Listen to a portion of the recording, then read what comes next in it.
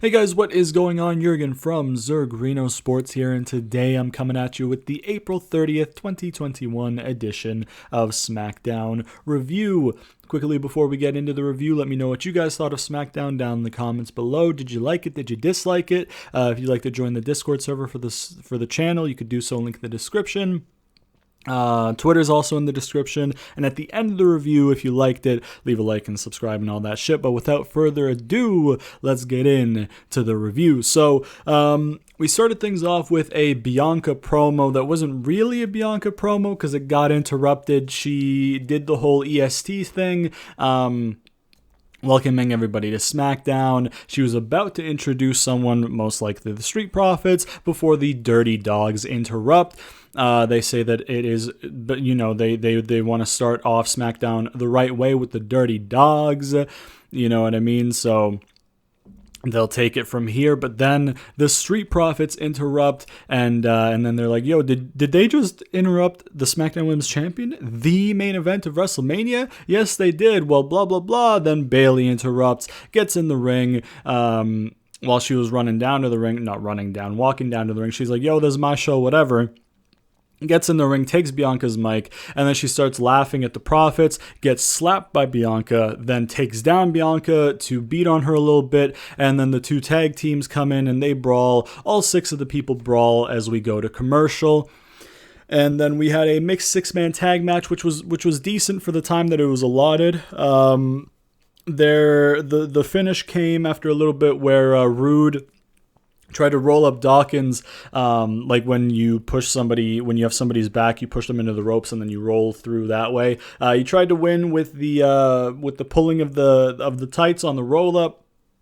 Bianca gets in, whips the fuck out of his back with her hair. Dawkins gets Rude ready for the frog splash from Montez Ford, which, as always, belongs in a museum. It is a thing of beauty. It is art.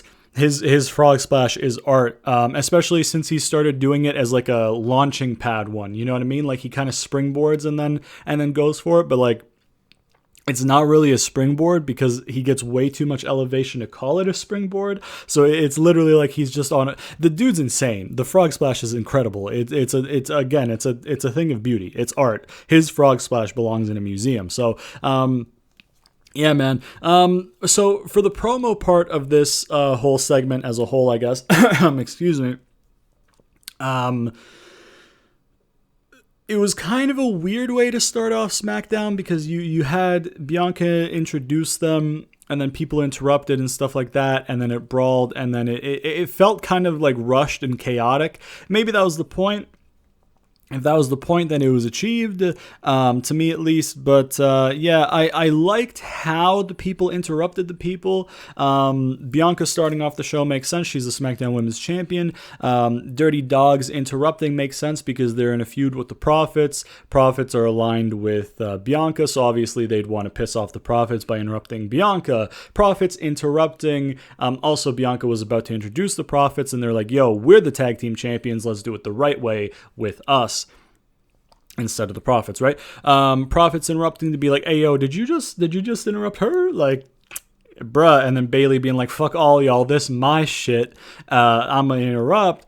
Makes sense. So I like how they did the interruptions kind of intermittently with the one woman, then the one tag team, then the other tag team, then the one woman. It wasn't just like the woman interrupts the woman and then the tag team interrupts the tag team kind of thing. They had the tag team interrupt Bianca, and then Bayley interrupt the tag team, right? So I like how they mixed up the interruptions. But overall, I didn't really like the start to the show. If they had maybe, this is going to sound, weird and maybe a little bit hypocritical. If they had a little bit longer with the promo, I think it would have been better. This is kind of like a mid-show promo interruption fest that you would get just because of how quick it went by. So, like, going to commercial that quick into the show after that little happening is a little annoying, but I'll let it slide. Again, the six-man tag was decent. for the time that they were given. The finish was fine. Fine and not fine. You're in a situation in that match where one of your champions takes a loss, whether they take the pin or not. With the the intergender rules that WWE has, with the women having to fight the women and the men having to fight the men, either you know what I mean? Like, one of the people had to take a fall. There's one woman in there who's a champion. There's two guys in there who are a champion. So half of the match is champions. There's a 50% chance that somebody is taking a loss who is a champion, going either way. So Rude taking the pin. It doesn't really matter. But it's fine, I guess. You probably want to protect Bianca, so if the heels were to win, it should have been Profits and Dawkins. What? Profits taking the pin, so Tez or Dawkins. But then again, they're trying to get the Profits back in the title picture, even though you should be building up the other teams, but that's just my opinion. You don't really need the Profits right back in the title picture.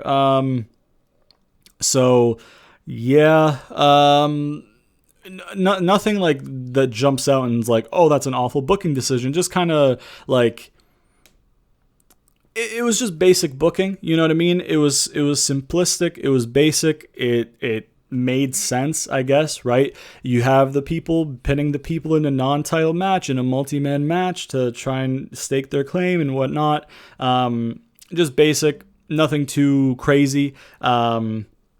But I mean, an okay way to start the show. No complaints really from me, except for the promo thing kind of felt a bit rushed. If they were given a little bit more time for the promo to actually say stuff, I think it would have been a little bit better, because when you're starting off the show, if you're starting the show off with a promo, it should be an important promo, I think, that actually kind of sets the tone for the show, or advances something, not just like a, hey, let's all interrupt each other and then brawl before our match that was already scheduled, because commentary was being like, yo, we're setting up for the 6-man.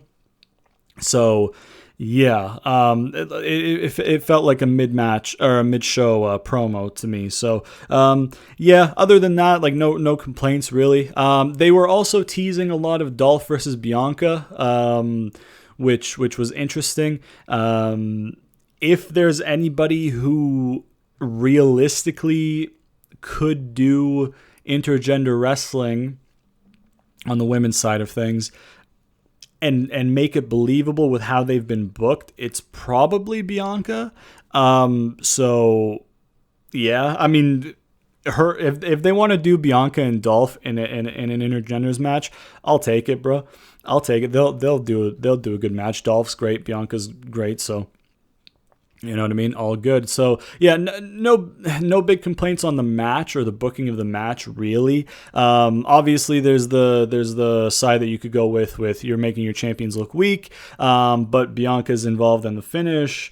Rude had the match won kind of thing. It's kind of excused. They're kind of protected in defeat, this and that. It's a 6-man tag. It's just very simple booking. So no complaints here from the booking. And again, though, the promo interrupting fest just felt a little bit rushed to me, but not that big of a complaint. It's not like an end of the world thing. It's just kind of like a interesting choice, but whatever.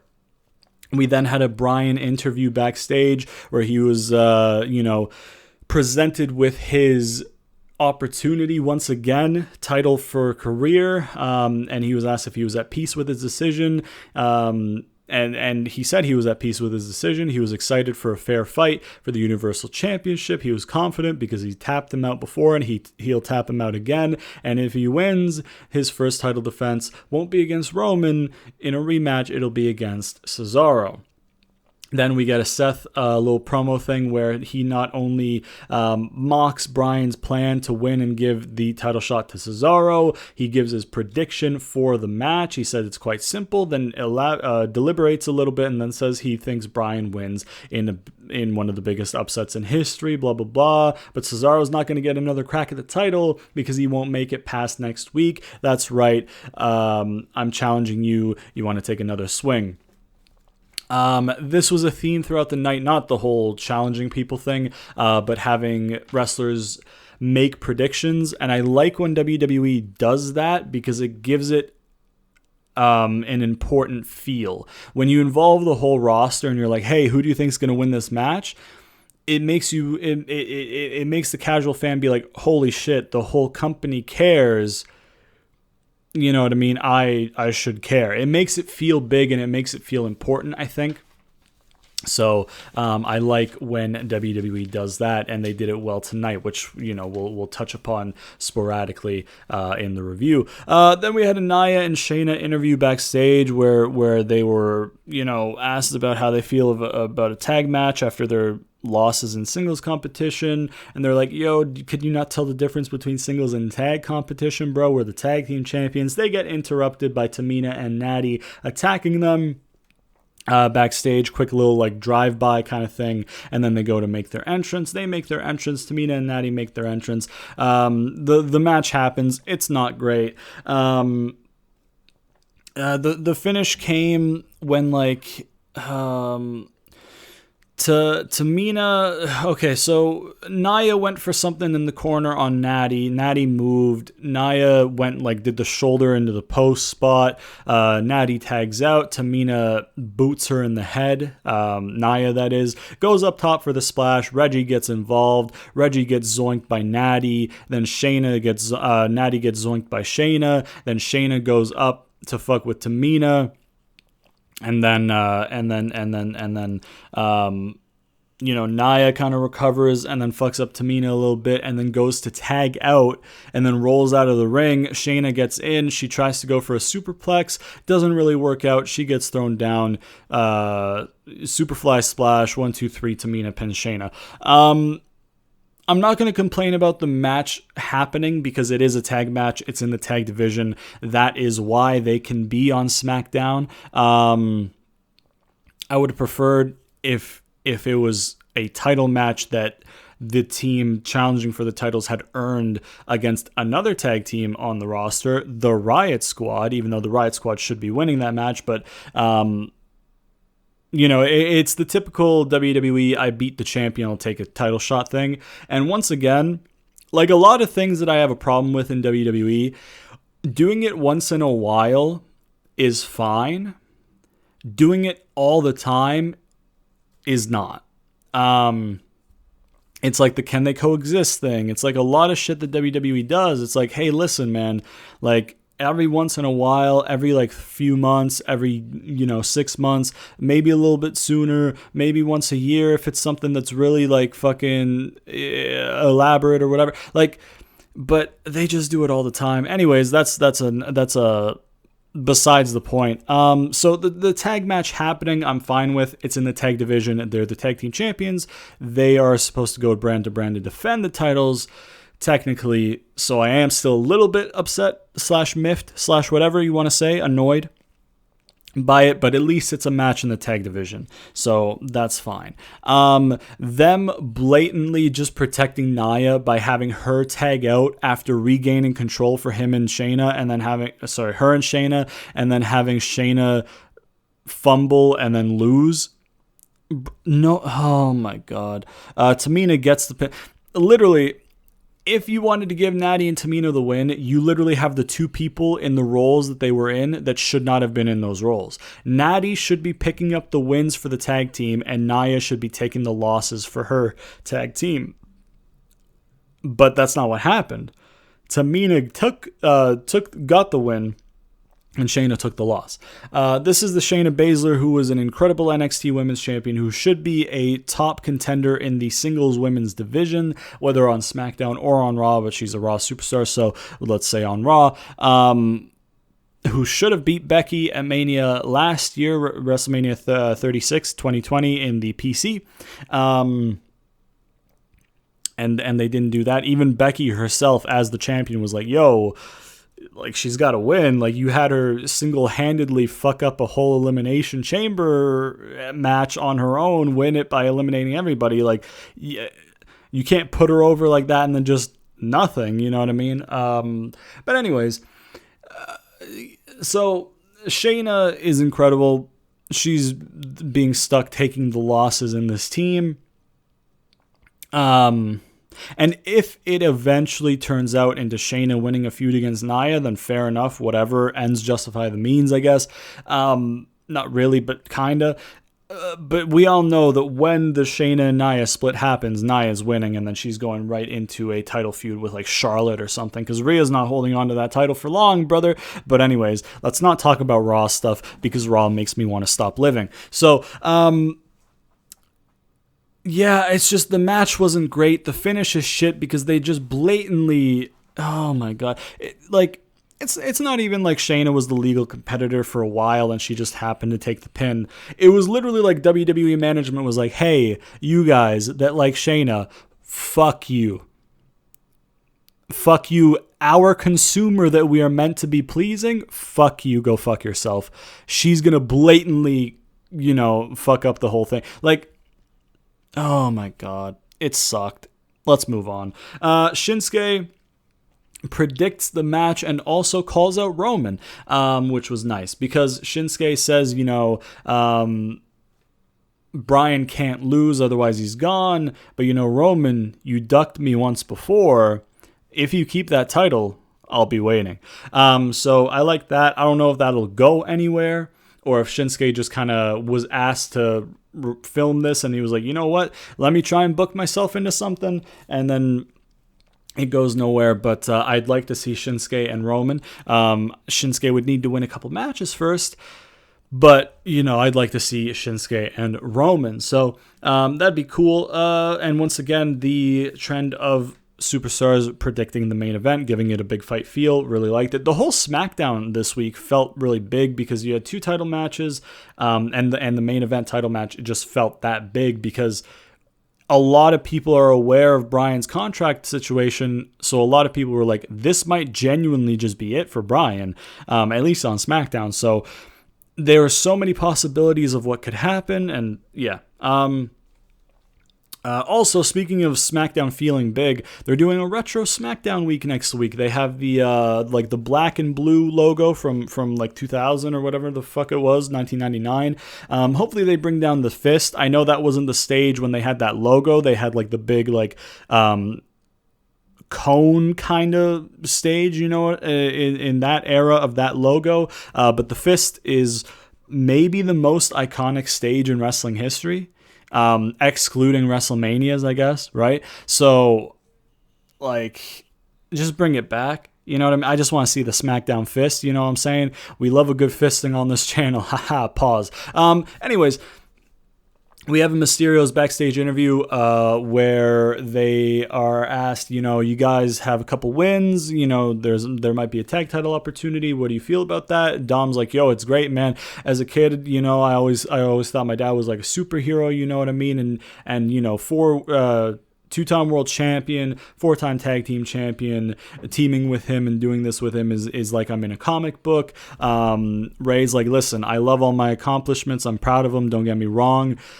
But this, potentially being the first father-son tag team to ever win the tag titles in the WWE, that's special. That's whatever.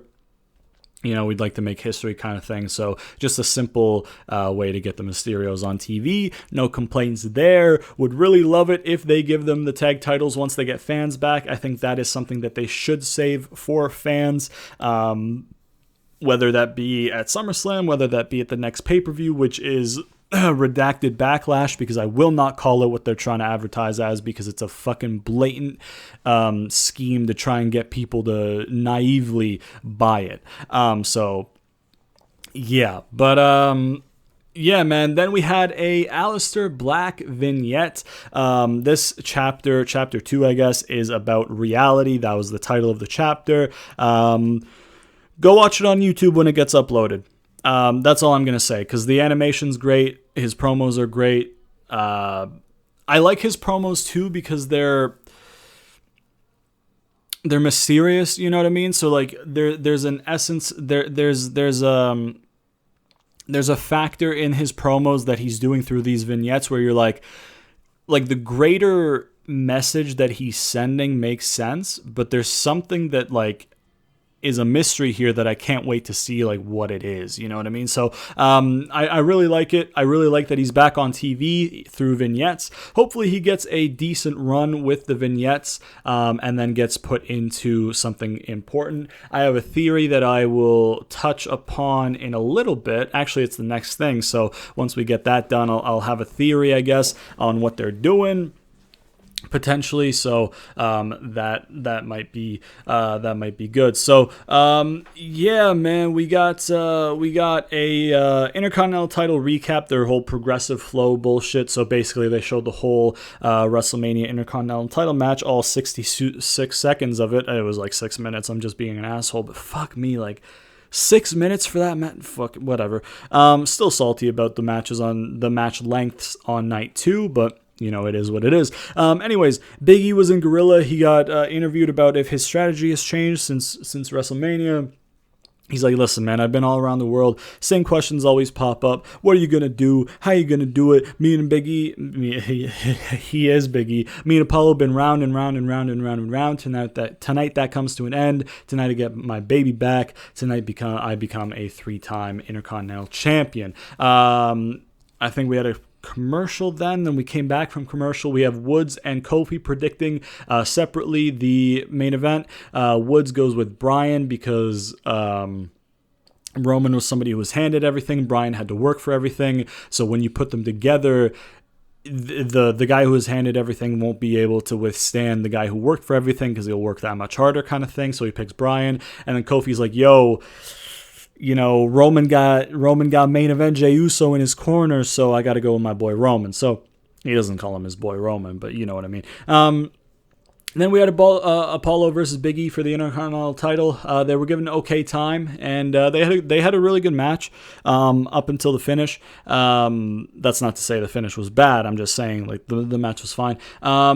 The finish, though, is Biggie getting the big ending and Commander Aziz pulling Biggie out of the ring and attacking him on at ringside to cause the DQ. Then Kevin Owens runs down to beat on Commander Aziz a little bit before Apollo gets involved, and they kind of, fuck him up a little bit. Aziz is setting up for the Nigerian nail. Biggie prevents it. Apollo gets sent out of the ring.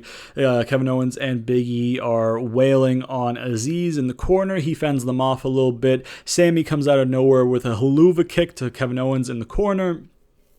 And then he goes and grabs the title, and he kind of just is stuck staring at it. Aziz and Apollo notice that he's staring at it, and he turns around. They're like, "Hey, yo, what are you doing, bro? Give me the title." He's like, "No, listen, that's what I'm doing. I was gonna give it to you. Look, you and I, we're cool. He lifts Apollo's hand to declare him the victor. He also lifts Aziz's hand, but Aziz hits him with a Nigerian nail. Sammy sells it incredibly. And then Apollo and Commander Aziz stand tall. You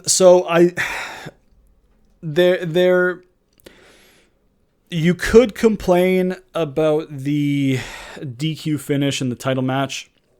I'm not going to. I think keeping the title on Apollo for right now is the right call. And you don't want Biggie losing clean in a title match.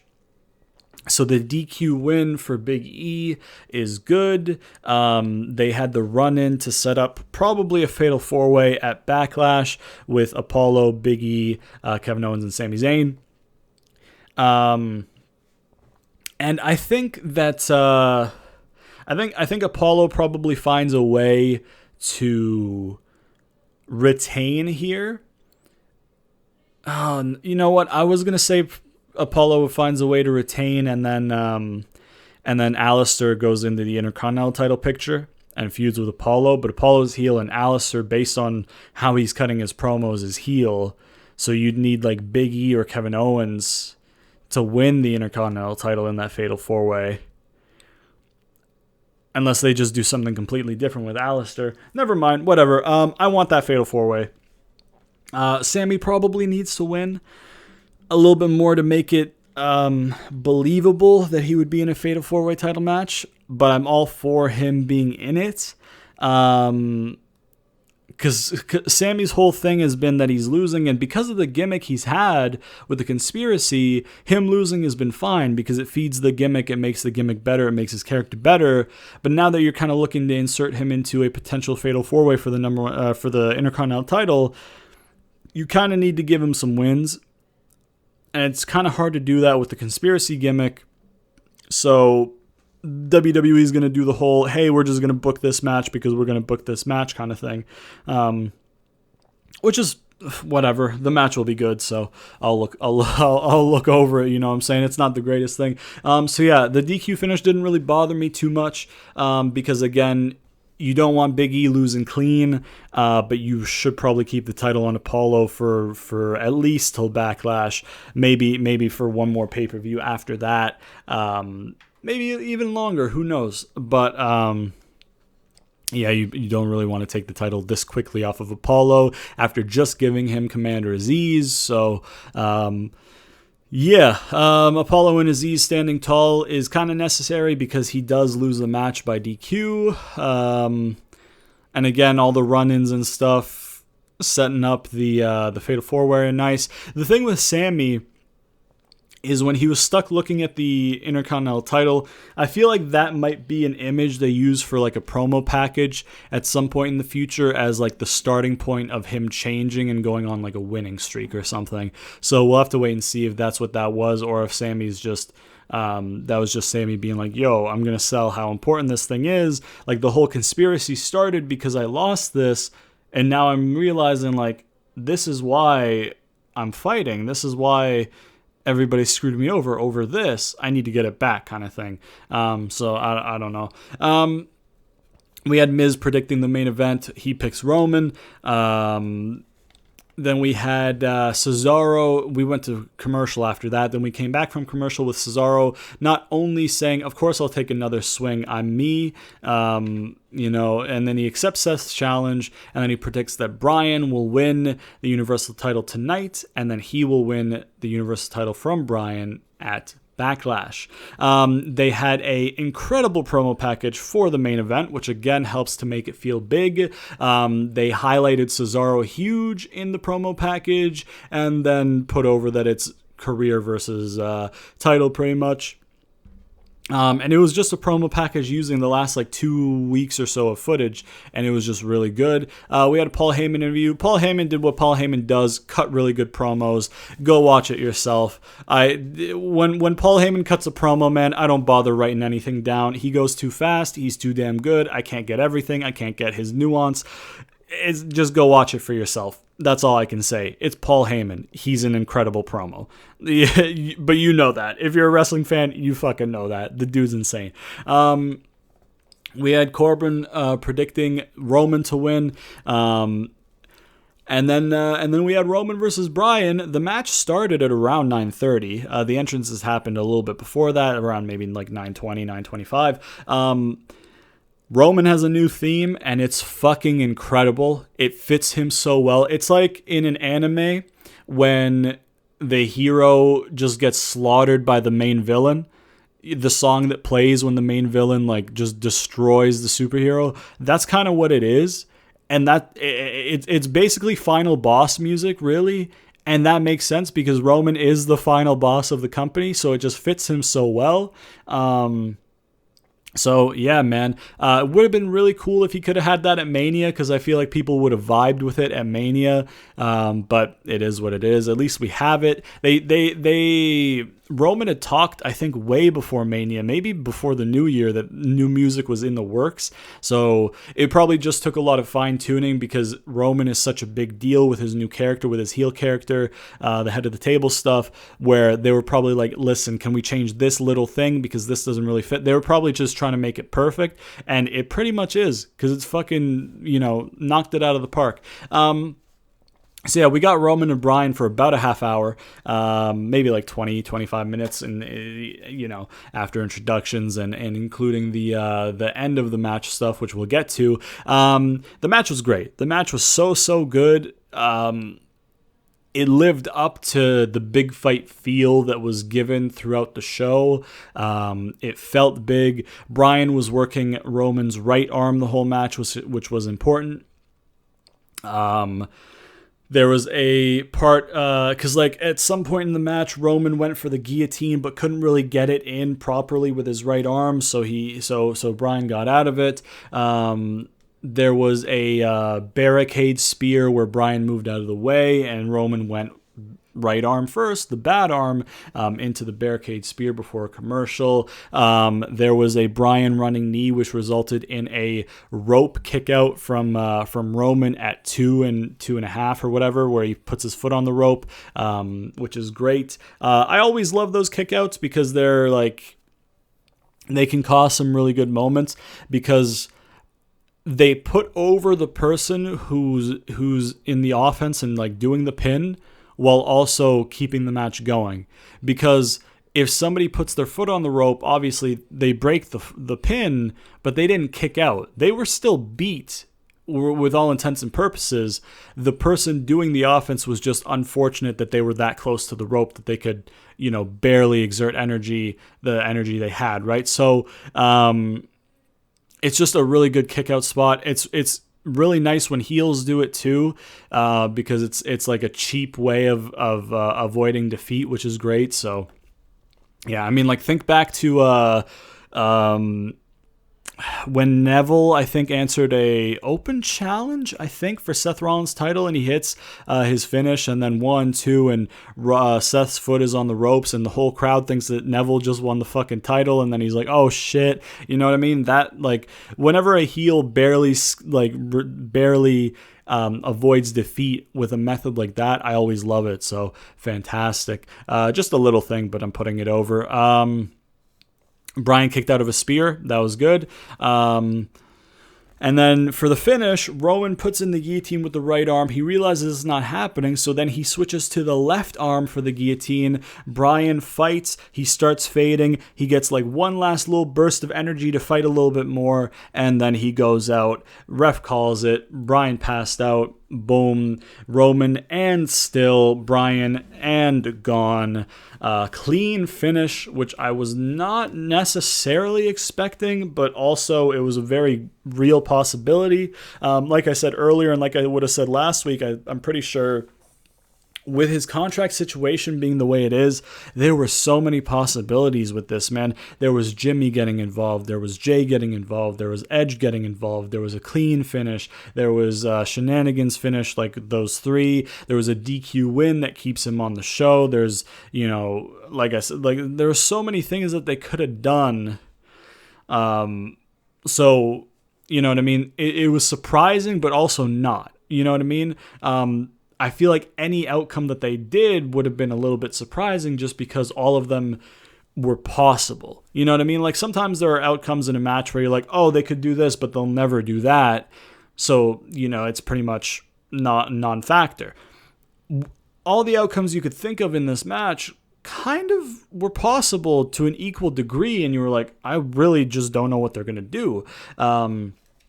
And they ended up having Roman win clean, which again puts Roman over. You know what I mean? I think I read somewhere on Twitter that this is Roman's 3rd title defense on Smackdown, which is pretty cool. I know one of them was the steel cage with Kevin Owens. This one is the other one. I don't know what the other one was, so it might have been before I started watching again.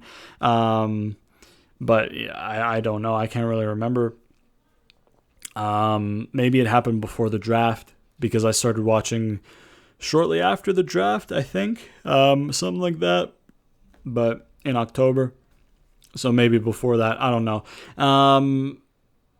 But yeah, Roman continues to feel like a big deal. I think I said it in the Mania review or something. He feels like the main event.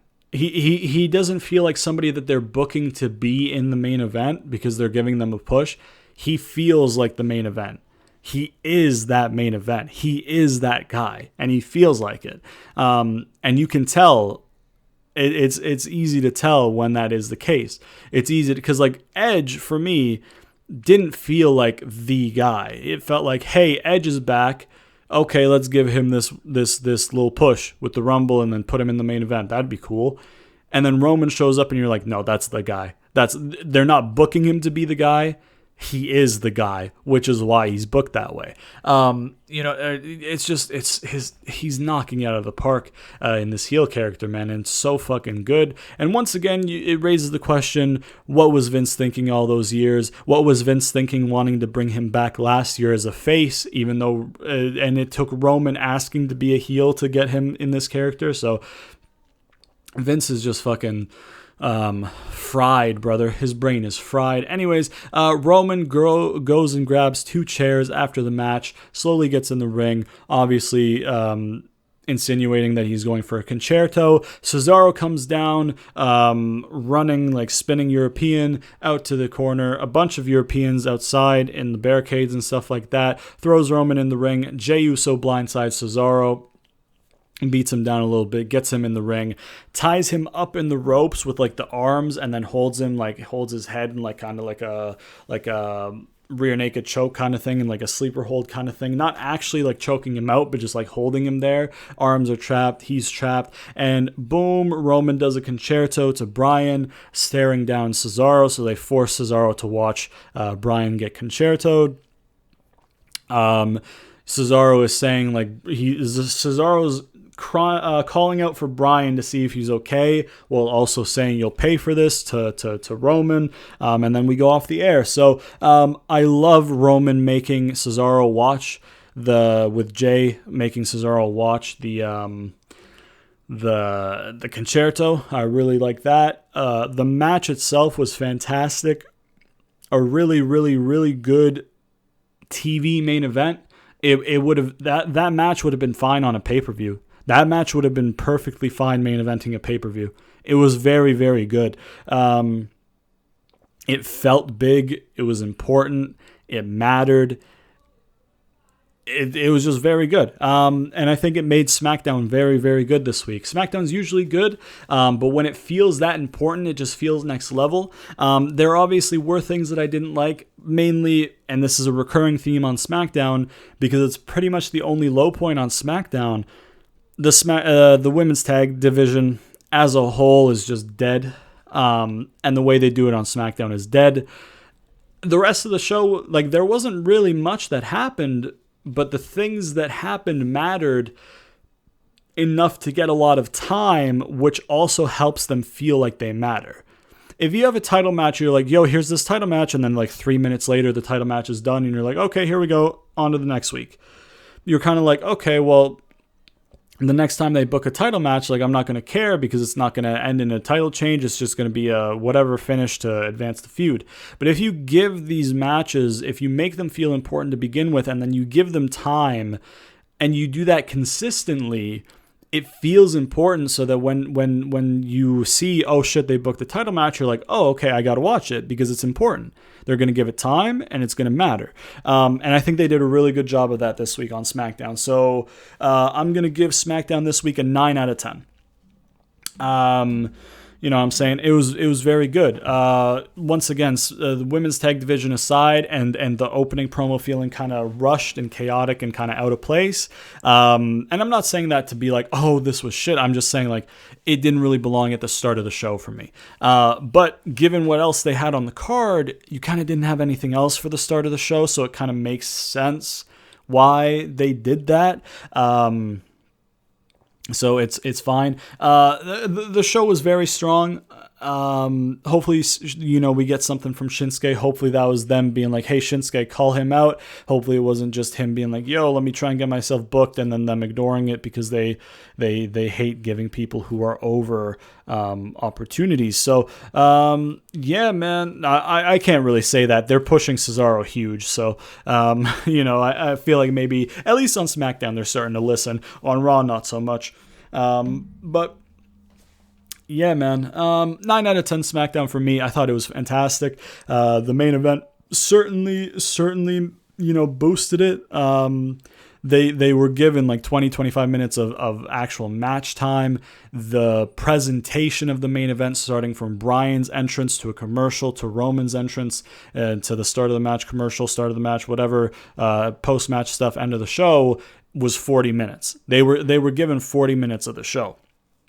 They were given from 9:20 Eastern to 10 o'clock Eastern for entrances and then match and everything. So, and they delivered. They over-delivered. That for not to say over-delivered as in you don't expect a good match from Roman and Bryan, because let's face it, you know what I mean? Roman today is an incredible wrestler. You know what I mean? Roman in 2015, when they started shoving him down our throats, he had to get carried by everybody, right? So not only was he not natural in his role, he wasn't good in the ring. So it was like the whole thing was missing in like 2015, right? Fast forward to 2016, 17, 18, 19, right? By 2019, Roman's one of the better guys they have in the ring.